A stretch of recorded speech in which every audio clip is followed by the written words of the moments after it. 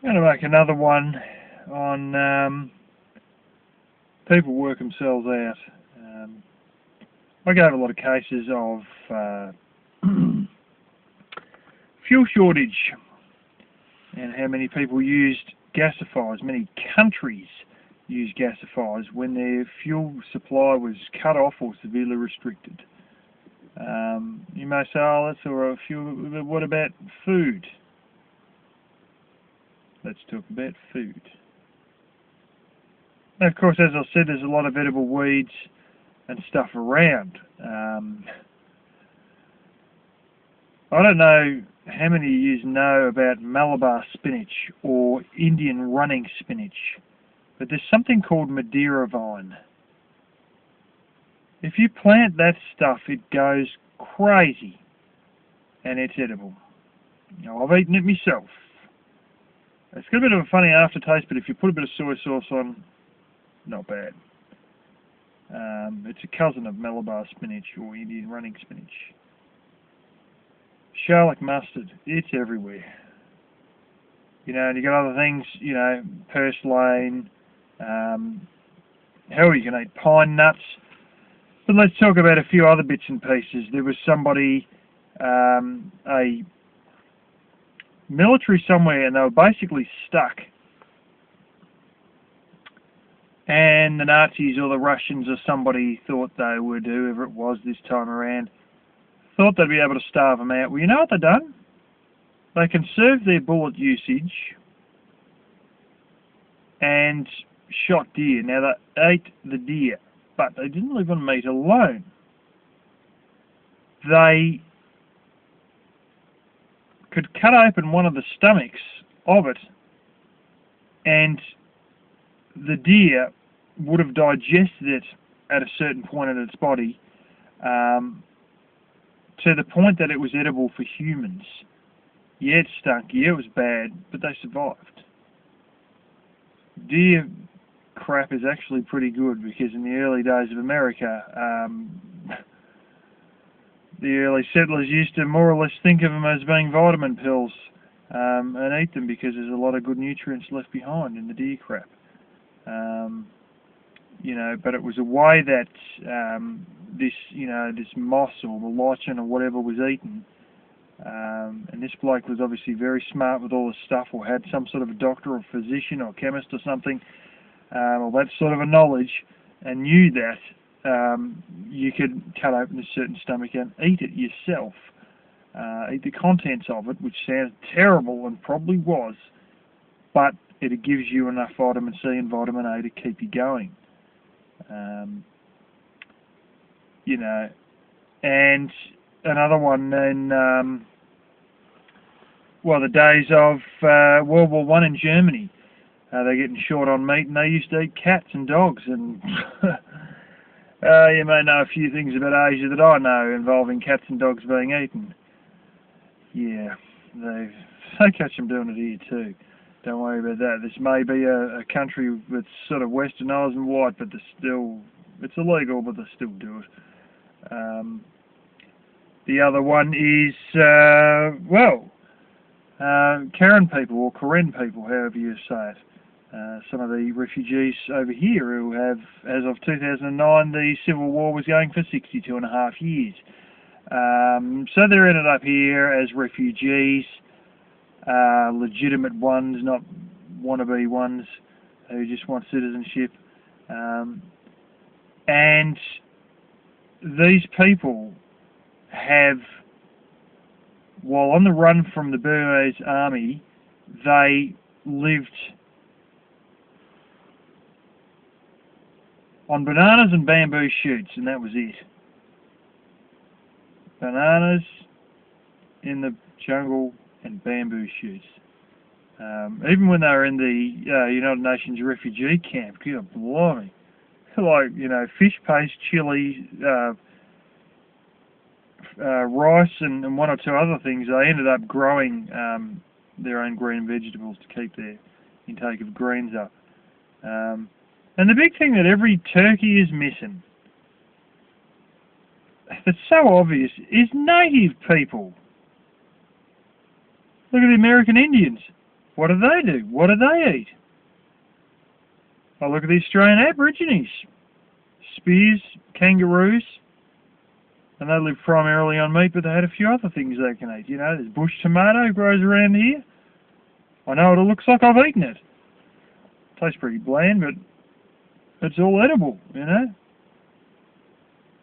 There's plenty of blackberries around here.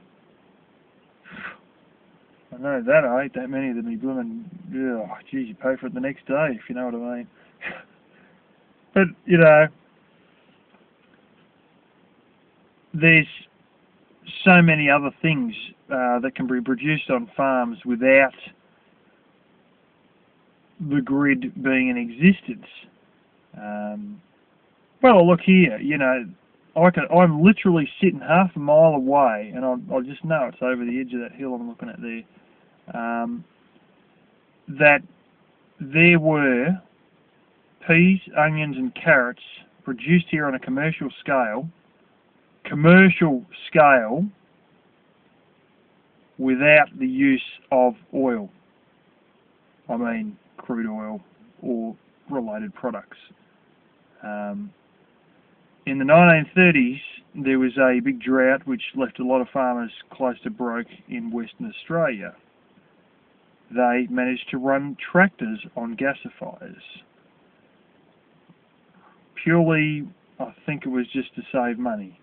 And it allowed them to grow crops for the years where there wasn't a drought, but they'd run out of money. You know, there were other things such as sheep.